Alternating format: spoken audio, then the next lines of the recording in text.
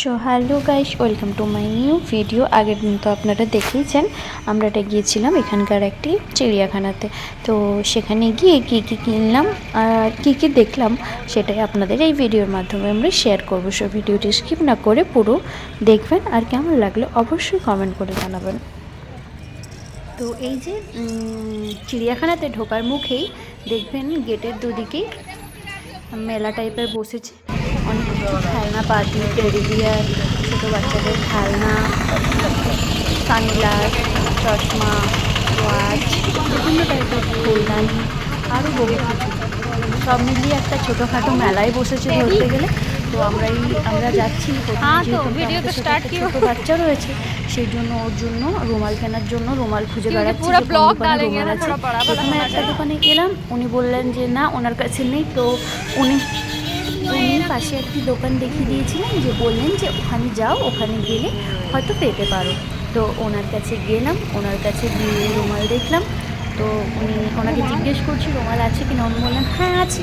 তো আমরা নিয়ে নিলাম। ফার্স্টে একটি অরেঞ্জ কালার দেখাচ্ছিল, আমার পছন্দ হলো না। ও বলো ছেড়ে আমরা যে ফ্লাওয়ার আঁকা আছে যে রুমালটিতে, ওই রুমালটা নিতে বললাম। তো ওই রুমালটাই দিদি নিয়ে নিল। তারপরে আবার আন্টি বললো যে আমিও একটা নেবো, আন্টি একটা নিয়ে নিল। তো আমরা ওখান থেকে দুটো রুমাল নিয়ে নিলাম। তো রুমালের পরে পুচকির জন্য আরও টুপি দেখছিলাম আমরা ওখানে। তারপরে হেয়ার ব্যান্ড, ওই যে ফুল লাগানো হেয়ার ব্যান্ডগুলো ঝুলছে দেখছেন, ওগুলোই নেওয়ার কথা ভাবছিলাম। তারপর গুটি পায়ে চলে এলাম এই চশমা দোকানটার কাছে। চশমা দোকানের কাছে এসে আন্টি বলল আমি একটু চশমা নেবো, চশমা পরে একটু ট্রায়াল দিয়ে নিই। তো ট্রায়াল দিয়ে দিল। এরপর আমরা ভেতরে ঢোকার জন্য যাচ্ছি। কেনাকাটাও করে ফেললাম ঢোকার আগেই কেনাকাটা করে ফেললাম। কিন্তু ঘুরতে এসেছি আমরা কিন্তু জুতে পশু দেখার আগেই আমরা কিনে ফেললাম চশমা আর রুমাল। তারপরে এই যে দেখতে পাচ্ছেন বোর্ডটি লাগানো আছে, এটা হচ্ছে ফটোশ্যুট করা হয় এখানে। 10 থেকে 15 মিনিটের মধ্যে আপনাকে ফটোকপিটি দিয়ে দেবে। তো এই যে ভিড় লেগে আছে, এখন স্টুডেন্টদের ভিড় লেগে আছে। তো এখানে আসার পর একটা জিনিস দেখলাম যে এখানে স্কুল থেকে, বেশিরভাগ স্কুল থেকেই এদেরকে আজকে জু ভিজিটে নিয়ে এসেছে। বহু স্কুলের স্টুডেন্টরা রয়েছে এখানে। তারপরে দাদাটার সাথে আমরা কথা বললাম। এখানে দেখলাম ফটো স্টলটি লেগেছে, ফটো স্টলটি দেখে দাদাটার সাথে কথা বললাম। তো দাদাটা আমাদেরকে নিয়ে গেল ফটো স্টলের দিকে। আর এদিকে যে গাড়িগুলো লাগানো আছে, এগুলোতে বাচ্চারা ড্রাইভ করে বিভিন্ন টাইপের ফটোশ্যুট করে আর ওরা মজা নেয়। তো এখানে দাদা আমাদেরকে বুঝিয়ে দিচ্ছিল কোন সাইজের ফটো কী রেট পড়বে, সেগুলো আমরা দেখে দিচ্ছিলাম।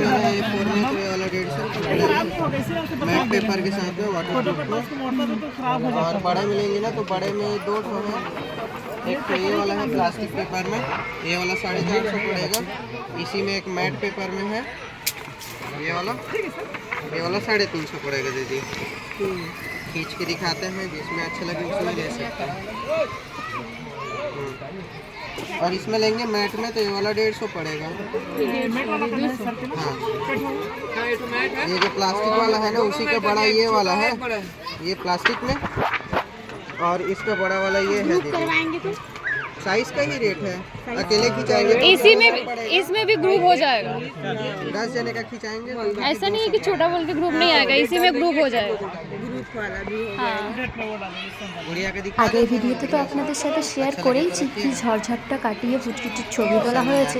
তো ছবিটা বানাতে দিয়ে আমরা বললাম যে ঘুরে আসি, তারপর নিয়ে নেব। তো এদিকে ঘুরতে এলাম। এই যে এখানে বিভিন্ন টাইপের পাখি দেখছি, টিয়া পাখি, ময়ূর। যদিও ঠিক মতো দেখা যাচ্ছে না, হালকা হালকা, মানে নেটগুলো এতই পুরনো হয়ে গেছে আর এমনই লালচে কালার চলে এসেছে যে নেটের বাইরে থেকে ঠিক মতো কিছু দেখাই যাচ্ছে না। আর আমি আগেও একবার এই জুটিতে এসেছিলাম, কিন্তু সেই সময় যে হারে পশু পাখি ছিল এখন দেখছি তার অর্ধেকও নেই, অনেকটাই কমে গেছে। তো দেখলাম বহু খাঁচা খালিও পড়ে রয়েছে, কিন্তু আগের বারে যখন এসেছিলাম দেখছিলাম খাঁচাগুলো ভর্তি বিভিন্ন টাইপের পাখি রাখা ছিল, কিন্তু এখন দেখছি পাখির সংখ্যা অনেকটাই কমে গেছে। এই যে এখানে কি টাইপের পাখি পাওয়া যায় সেগুলো বোঝানোর জন্য। कुछ नहीं, ये दिखाई नहीं दे रहा, पूरा एकदम काला काला जाली में है। इधर है सफेद वाला। अच्छा, सफेद वाला मयूर। हाँ, और का बोलते हैं उल्लू।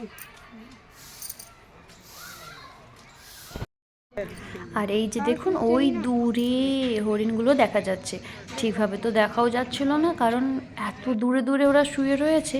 এই যে দেখুন একটা হরিণ এদিকে আসছে, ওই যে দেখুন অনেকটা দূরে দূরে। এখানে না কাজ হচ্ছে মনে হচ্ছে, সেই জন্যই হরিণগুলোকে ওই দূরের দিকে রেখেছে, আর সামনের ফ্রন্ট সাইডটাতে কাজ চলছে। আর এখানে তো এলাম গরিলা দেখার জন্য, কিন্তু গরিলা দেখতেই পেলাম না। অনেকক্ষণ ধরে দাঁড়িয়েছিলাম, মনে হয় ও ভেতরে ঢুকে গেছে, ভেতর থেকে বেরোচ্ছিলই না। সবাই মিলে মুখে অনেক আওয়াজ করছিল বিভিন্ন টাইপের, কিন্তু তবুও বেরোনোর নামই হচ্ছিল না।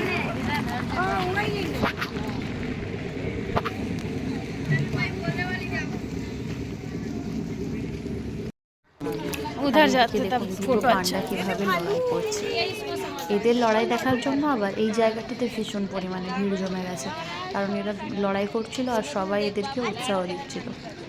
আবার এখানকার যে সিকিউরিটি মহিলাগুলো, ওরা তো এদের নাম জানে, ওরা আবার নাম ধরে ধরে ডাকছিল।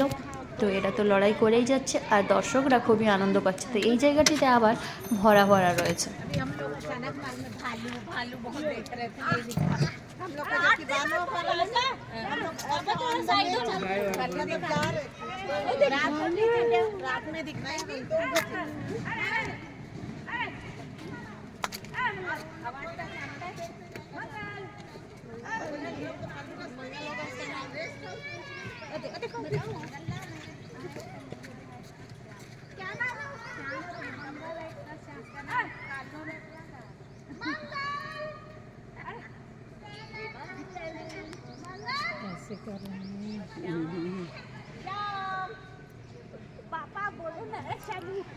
এই যে দেখুন ভিড়টা দেখতে পাচ্ছেন, এখানটাতে আবার ওরা যত লড়াই করছে উৎসাহ পেয়ে তত দর্শক বাড়ছে ধীরে ধীরে।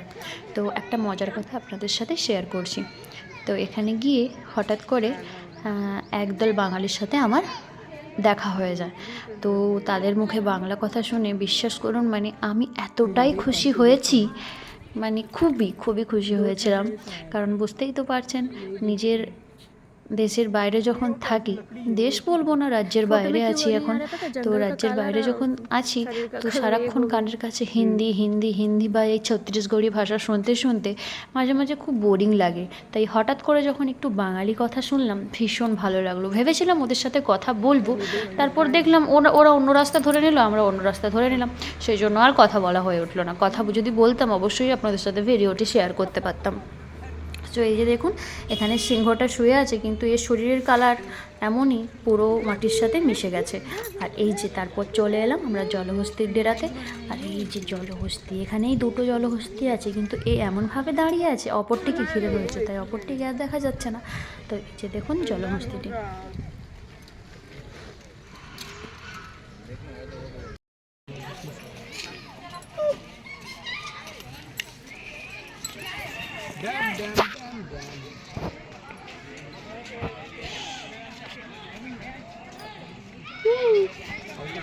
এখানে আরেকটি সিংহ রয়েছে বসে, ওই দেখুন, দেখতে পাচ্ছেন কি, এখানে আরেকটি সিংহ রয়েছে বসে।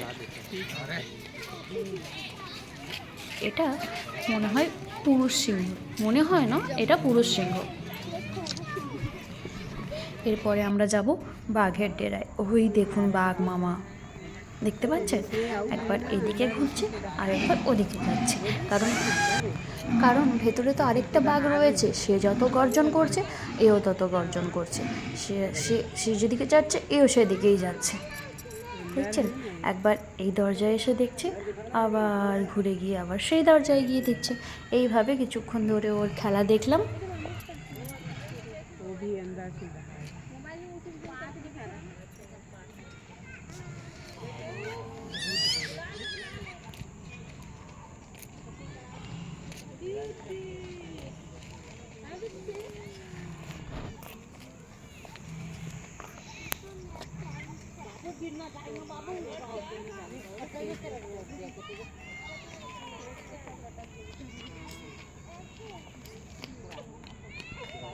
खाने के भी तो पेट भर नहीं पा रहे हैं तो नहीं सकते। বাঘের খেলা দেখার পর বাঘের ডেরার ঠিক পাশেই রয়েছে চিতা। চিতাটিকেও দেখুন একবার এই জানালার কাছে এসে উঁকি মারছে, আবার ব্যাকে ঘুরে গিয়ে ওই জানালার কাছে গিয়ে উঁকি মারছে। দেখতে পাচ্ছেন কি, দেখাতে হয়তো পারছি না ঠিক মতো, ওই দেখুন চিতা একবার এই জানালে উঁকি মারছে, আর একবার ওই জানালে উঁকি মারছে। ও সেই বাঘের মতো একই কাণ্ড করছে। জাত ভাই তো, সেই জন্যই হয়তো, তাই না?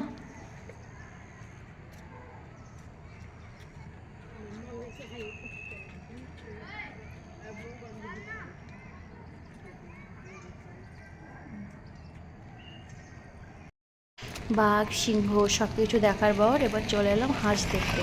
গ্রামে তো সারাক্ষণই হাঁস দেখতে পাই, আর শহরে সেই খাঁচাবন্দি হাঁসগুলোকে দেখে একটু খারাপই লাগছিল, কারণ গ্রামে আমাদের পুকুর ঘাটে কীভাবে চড়ে বেড়ায় বলুন তো হাঁসগুলো। আর এই হাঁসগুলো দেখুন, হাঁসগুলোর যে ঠোঁটগুলো সেগুলো আবার ভীষণ লম্বা লম্বা। আর কালো হাঁসও রয়েছে, এটা জানি না আমি নামটা কি, কিন্তু পুরো শরীরটা কালো আর উচ্চতাটা ভীষণই লম্বা। আর ঠোঁটগুলো দেখুন কত লম্বা লম্বা, এক একটা ওই চাইনিজ চপস্টিকের মতো কিছুটা। তারপরে এখানে এসে তো আমি বাটারফ্লাইটাকে খুঁজেই যাচ্ছি, কারণ আগের বার যেহেতু বাটারফ্লাইয়ে আমি ছবি তুলে দিয়েছিলাম, বাটারফ্লাইটাকে খুঁজে যাচ্ছি। नहीं ये हाँ इधर सब चिड़िया चिड़िया।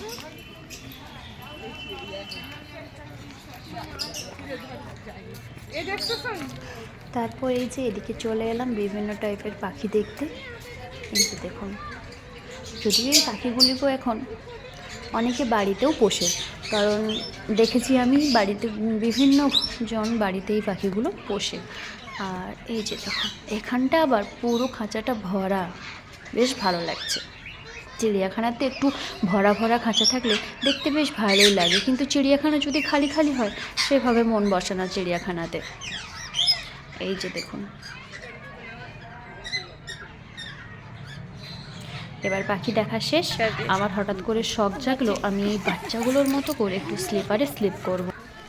আমি তো বুঝতেই পারছিলাম না যে ওরা স্লিপ করার সময় যেভাবে ফুর্তি করছে, কিন্তু আমি স্লিপ করার সময় ভয় পেয়ে যাব, সেটা তো বুঝতে পারছিলাম না। আমি ভাবলাম বেশ মজাই লাগবে, চলে যাই, বহুবার তো বহু জায়গা স্লিপ করেছি, এটাতেও স্লিপ করে দেখি। সেই জন্য এই যে দেখুন গট গট করে এগিয়ে যাচ্ছি, বাচ্চাদের মতো স্লিপ করব। আন্টি চারিদিকের পরিবেশটা দেখিয়ে দিচ্ছে, আন্টিকে ক্যামেরাটা ধরিয়ে চলে গেলাম স্লিপ করার জন্য। আমি ওপরে যাওয়ার পর জানেন তো বাচ্চাগুলোকে বলছিলাম চ একসাথে স্লিপ করি, কিন্তু ওরা ভয়ে বলছে না দিদি লেগে যাবে। তো আমি ভাবলাম সত্যিই কি লেগে যাবে, তারপরে তো আমার ভয়টা আরও একটু দ্বিগুণ হয়ে গেল। তো নিচ থেকে কিছু বোঝাই যাচ্ছে না, যখন উপরে গেলাম তখন বুঝতে পারছি উচ্চতাটা কতটা।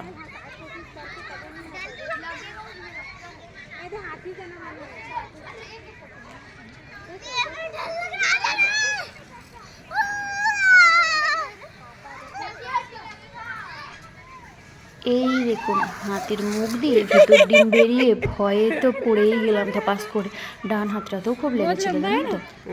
তারপর স্লিপ করে নিলাম, মজা ফুর্তি করে নিলাম। এবার যে বাইরে কানের দুল রয়েছে, গলার মালা রয়েছে, সেগুলো কিন্তু দেখতেই হবে, সেই যে ছোটোবেলার অভ্যেস যায় কোথায়।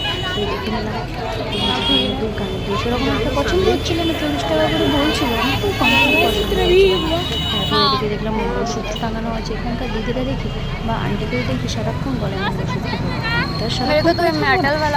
শখ হলো যে ওনাদের সাথে যখন আমি বেরোবো সেই সময়টা একই রকম সেই জন্য বললাম চলো তাহলে একটা মঙ্গলসূত্র নিয়ে নেওয়া যাক। तो ये वाला मेटल वाला है, इसका कलर नहीं जाता। ये वाला अच्छा लग रहा है, डिजाइन थोड़ा डिफरेंट टाइप का है। আমি ওটাই নিয়েছি, কারণ ওগুলো অনেকদিন কালার থাকে। पूछिए ना कितना रेट है। একদম कौन बेच रहे हैं, किसका दुकान है, रेंज क्या है? 100 रुपए कम नहीं होगा, कम लगाओ क्या, कोई सी भी 100 रुपए। कौन सा अच्छा लग रहा है आंटी? देखो आपके पसंद, ওটাই ये भी तो अच्छा दिख अच्छा लग रहा है ना, थोड़ा डिफरेंट टाइप का। तो थोड़ा अलग लग रहा है, पतला मोती। ये वाला मोटा मोटा अच्छा नहीं, ये वाला अच्छा लग रहा है। ये भी देख लो, ये भी तो ठीक रहता है। उसका ना कलर चल जाएगा, लेकिन इसका कलर नहीं जाएगा। ले लो इसी को, हाँ हाँ कम साड़ी करके पहन देना, 20 रुपया कम करना है। 40 कान का 40 है, कोई सा भी ले लो।